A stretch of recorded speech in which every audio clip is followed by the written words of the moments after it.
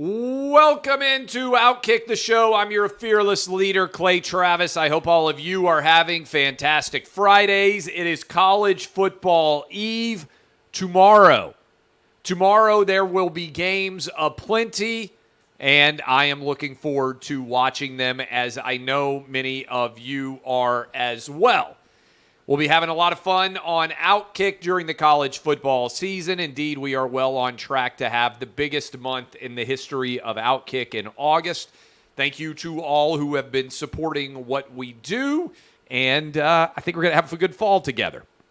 But I'll get to that in a minute. College football eve. A couple of news stories if you are a big college sports fan. Auburn has fired A.D. Allen Green effectively. His contract is up and he is not returning. Obviously, that is a sign that people were not very happy with his tenure there. Fired is maybe the wrong word, but they will not extend his contract. Take it as you will.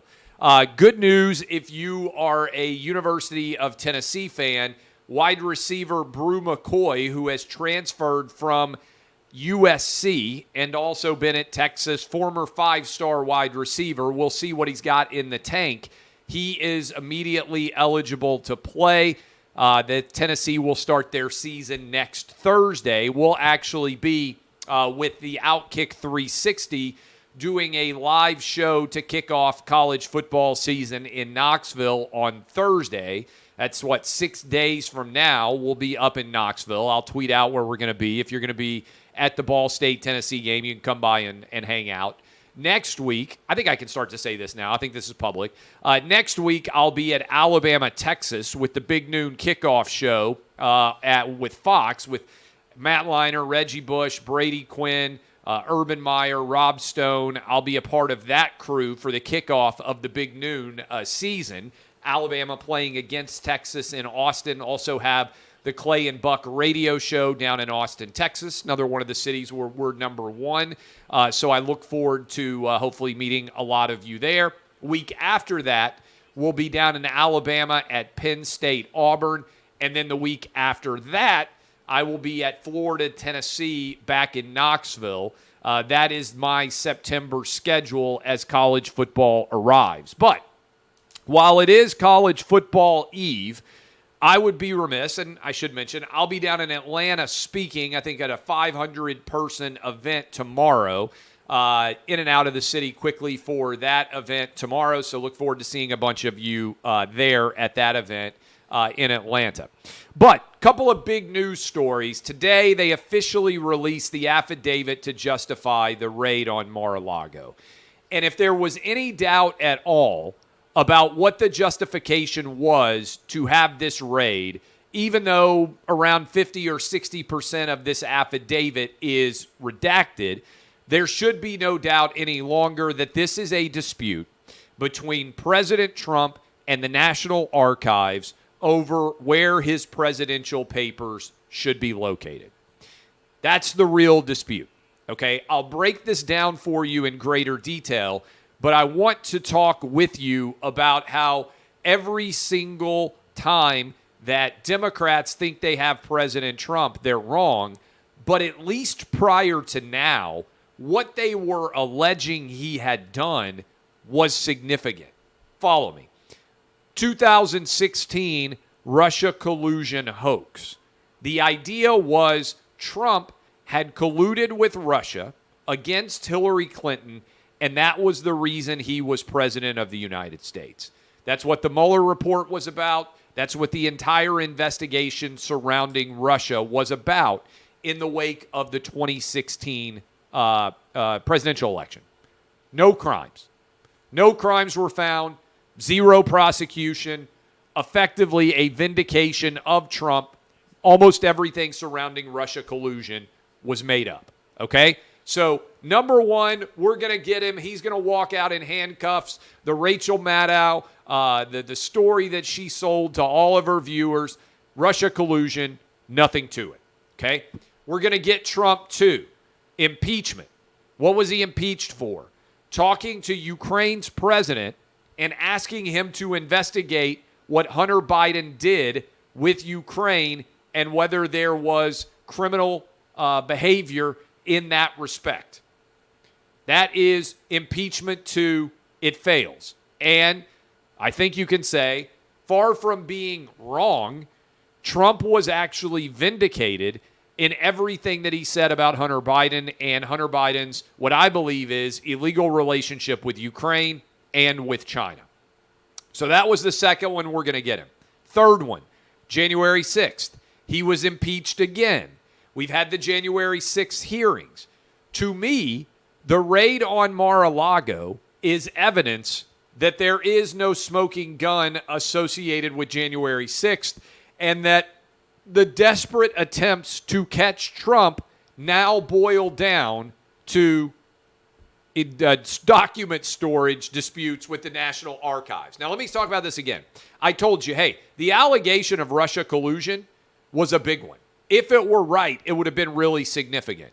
The allegation that Trump was attempting to get Ukraine to investigate a political rival's son when there was no evidence of criminal wrongdoing would have, if it were true, been a big story.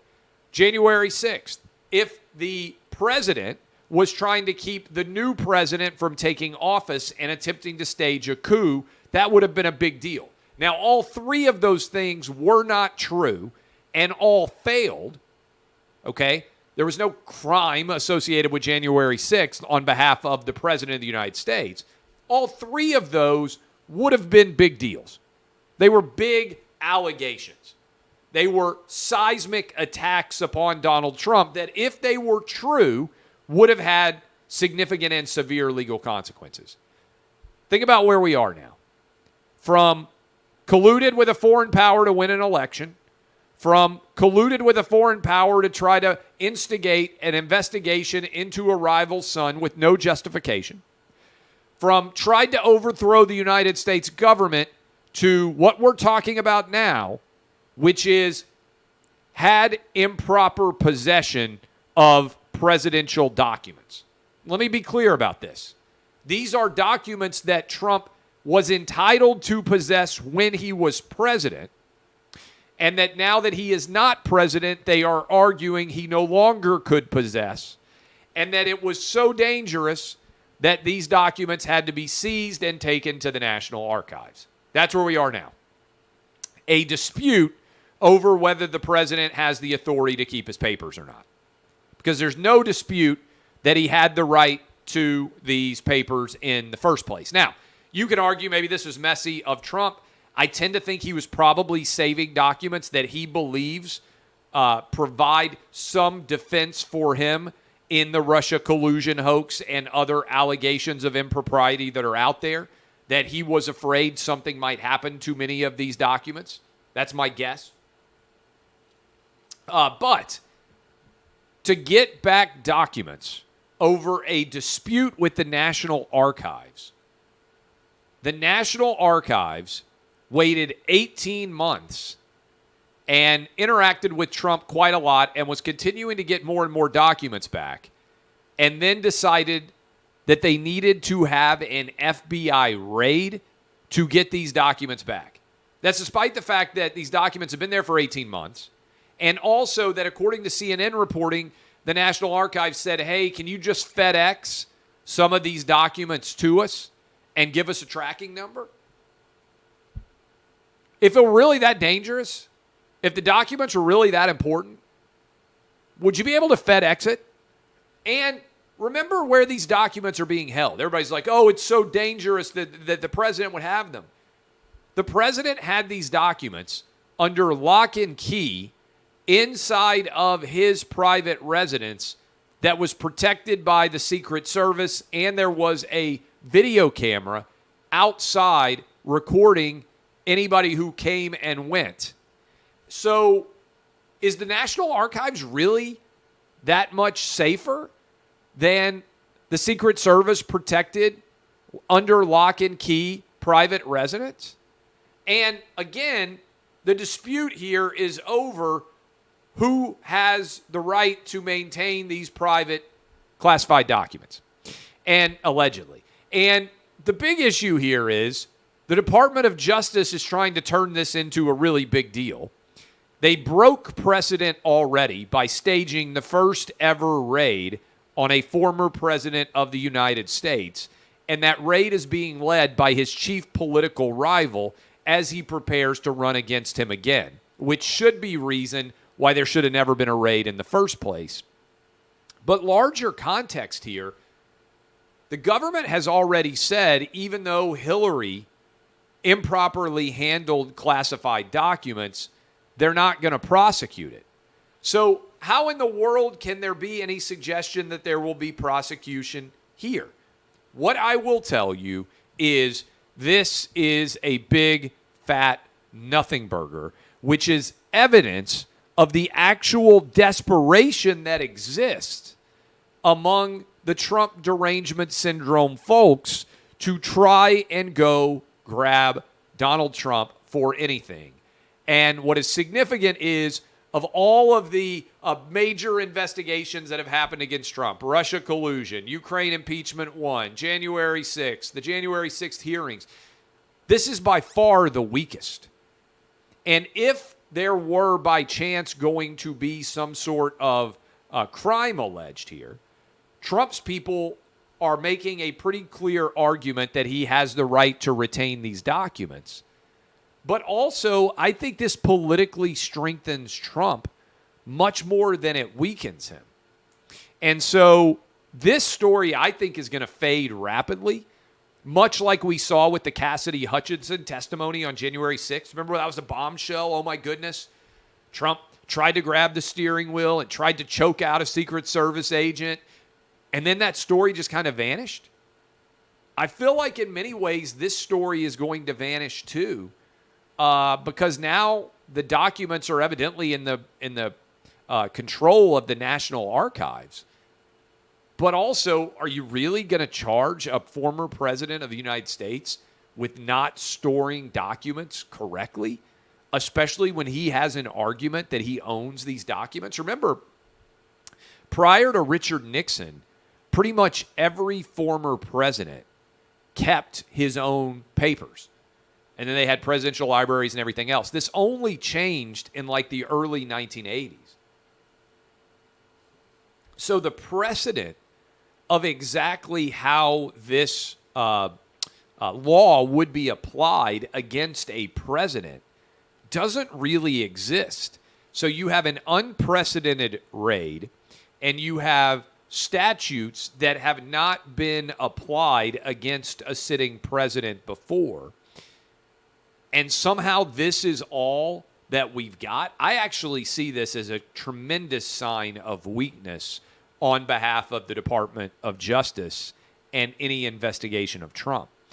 Because if they thought they had him on January 6th, then they would never have done this raid. Now, there's the possibility that this was a fishing expedition and that they got the warrant signed off on under the auspices of the National Archives issue, and that they are hoping that during their search of Mar-a-Lago, they found some sort of smoking gun related to January 6th. That seems unlikely. Also, arguably, it wouldn't be admissible because it wouldn't be covered, and maybe, because we can't see the whole affidavit, but it may well not be covered by the warrant that was granted, which is why the Trump people are searching for a special master to be able to review all of these documents and get some of them back. I will say, if there were some sort of smoking gun in this 38-page affidavit, it probably would have already been leaked to the Department of Justice, from the Department of Justice to the New York Times, the Washington Post, CNN, MSNBC, some favorable media source that also ran wild with all the Russia collusion hoax rumors and gave themselves a bevy of awards over it. So I would just say there does not appear to be very much substantive in nature related to this right now. A couple of other things. Did you see Mark Zuckerberg yesterday with Joe Rogan? The way bigger story from a scandal perspective is that Mark Zuckerberg admitted that the FBI briefed Facebook and told them to be on the lookout for disinformation, and that feels like collusion to try to keep the Hunter Biden story from being able to be distributed in the run-up to the election. And remember, even based on the election tallies that are out there, Biden won the presidency by about 20,000 votes. So the collusion of Twitter, Facebook, all social media platforms to keep the Hunter Biden story from being distributed likely rigged the election in Joe Biden's favor. But the fact that we have Mark Zuckerberg, the CEO, chairman, whatever his official title is of Facebook, which now calls itself Meta, the fact that we have him saying on Joe Rogan's podcast that the reason why they undertook to restrict the sharing of the Hunter Biden story on Facebook by New York Post, the reason why they restricted it on their algorithms was because the FBI had tipped them off that Russian disinformation might be coming, was a lie by the FBI, designed, it appears, to protect Hunter Biden and make it more likely that Joe Biden was elected president of the United States. This is a massive story. This goes to the heart of independence. People out there say, well, wait a minute, you got to trust the FBI. Have you guys ever actually studied history? The FBI under J. Edgar Hoover was completely untrustworthy. It was Hoover's private organization designed to go after his political enemies. And interestingly, many of those political enemies at the time were in the civil rights movement. J. Edgar Hoover tried to get Martin Luther King to shoot himself, to commit suicide, because Hoover had evidence of the fact that MLK was engaging in extramarital affairs. The FBI was wiretapping. The FBI had bugs. The FBI was inside of the civil rights movement trying to figure out what exactly was taking place in the 1960s. So, this idea that the FBI is above reproach or is it's anti-democratic to challenge the FBI or ask questions about their powers or their influence. Look, they signed off on an illegal warrant to spy on Donald Trump's campaign. They colluded clearly with big tech companies to restrict the release of the Hunter Biden laptop and stories surrounding it. They still have not charged Hunter Biden with any crime at all. They investigated via a storming of the gates at Mar-a-Lago. They raided a former sitting president. We've never seen any of this happen. So forgive me if I don't trust the FBI. Senator Ron Johnson of Wisconsin was on with us, and he said, I don't trust the FBI any further than I can throw them, with us about an hour ago, based on the fact that he has seen that there is an anti-democratic, pick-a-side universe that exists right now in the FBI. A couple of other stories out there. $1 trillion, according to a Penn Wharton study. There was a question that was asked, I believe, by Jackie Heinrich. Basically, they were pushing the Biden White House and saying, how do you know it's paid for if you don't know what it costs? The Biden White House is refusing to tell us what this student loan bribe costs. And so, rightfully, Jackie Heinrich is asking the question, okay, how do you know it's paid for if you don't know what it costs? This reminds me of when my wife would go out shopping and she'd come back with all these bags, and I'd be like, well, what it cost? I don't know. But you paid for it. Well, that's not very helpful, right? You ever been around Christmas? Maybe it's you, maybe it's the husband, maybe it's the wife. They go out shopping and you're trying to figure out what they actually spent, and there isn't any indication of what has been spent or what the cost of something was. It's kind of the Biden White House right now. But the Penn Wharton study suggests it's going to cost $1 trillion. So if you thought you didn't have any student loan debt, guess what? You're wrong. You got $1 trillion share now. $6,000, I think, on average per family. I paid off my student loans. I hope that you did as well. why in the world now am I supposed to take on somebody else's student loans? And fortunately, I was able to go to college and go to grad school, but a lot of people weren't. And you know what? The truth of the matter is, I went to a lower caliber college because they gave me a scholarship. Full disclosure, I applied for college to University of Virginia, Wake Forest, Davidson College, and George Washington and Georgetown. I turned down those other schools because I got a scholarship to George Washington University, and I didn't want to spend full freight and end up in debt too much by going to those schools. A lot of you did. A lot of you may have chosen to go, I graduated in 3 years too, to try to reduce the cost of my overall college education. A lot of you did the same thing. So let me just ask you this question. Why should you be punished for that? Why should parents who saved money for their kids so they didn't have to take out loans be punished because other parents didn't? This is fundamentally wrong, okay?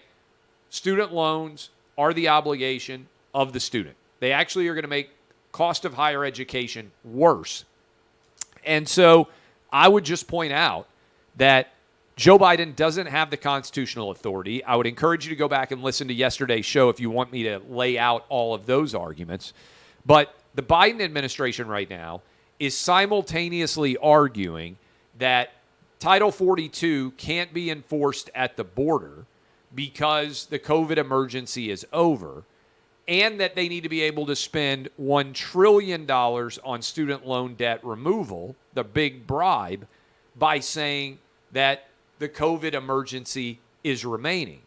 So how, on the one hand, do you argue COVID's over to open up the border, and on the other hand, argue that COVID is still an issue when it comes to you and your ability to cancel out $1 trillion in debt? And some people out there right now are saying, what about the PPP loans? Well, first of all, the legislative branch passed the PPP, all right?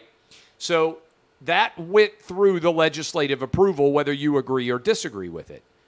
Larger context, the reason why PPP existed was because the federal government told everyone that they were shutting down people's ability to work, and businesses wouldn't have been able to make payroll and keep their employees paid, given the fact that the government was shutting down the entire country, unless the PPP existed. We still hit, I think it was like 20% unemployment.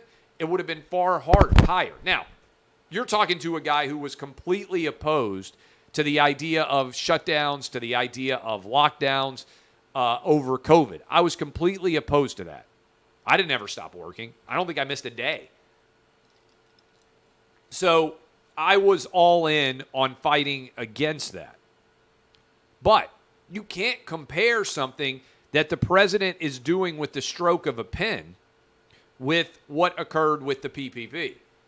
And the fact that the White House is now leaking out. Now, look, I never took any PPP money. So I got a business. I never took any money. I was able to continue. I kept everybody that was on our staff, all those things. I took a pay cut so that people didn't have to get fired in the places where I worked, at Fox, at iHeart. I took pay cuts, all that stuff, okay? But people had to take that in many instances. I didn't, so I'm pretty consistent here.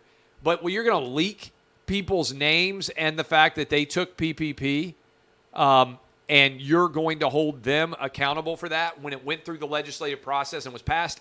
Look, I'll be honest with you.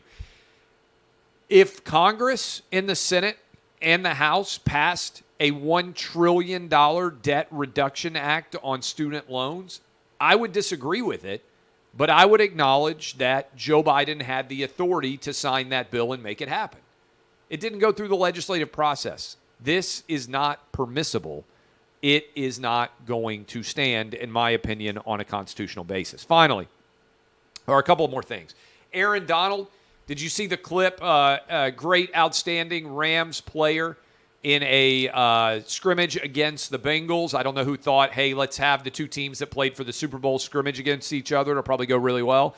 But Aaron Donald ended up swinging helmets at people, much like Myles Garrett did in the game against the Pittsburgh Steelers. Myles Garrett, obviously, of the Cleveland Browns. And I don't understand why there wouldn't be significant penalties levied against Aaron Donald for swinging a helmet, much like we saw happen with Myles Garrett. Now, I understand one was in practice and the other one was in the game, but the danger of the action is not somehow eliminated based on the fact that it happened in a mixed team practice as opposed to taking place in television. Now, I think the reality is, if I remember correctly, that was a Thursday night football game. If I remember correctly, that was back all the way in 2019 before everybody had lost their minds. But if I remember correctly associated with that, Myles Garrett basically got suspended for the rest of the year and became a pariah in some sense of the word.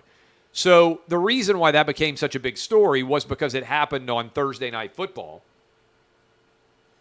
And everybody was watching it happen, as opposed to happening in practice where relatively few people saw it. But I do think there should be consequences for Aaron Donald for what he did in a practice if the precedent is what happened to Myles Garrett in a game. I understand game versus practice is different, but the danger, if you get clocked in the head by a helmet, isn't different on a field with a lot of people watching versus in practice. Both times it is behavior that should have consequences associated with it. Finally, a lot of people out there.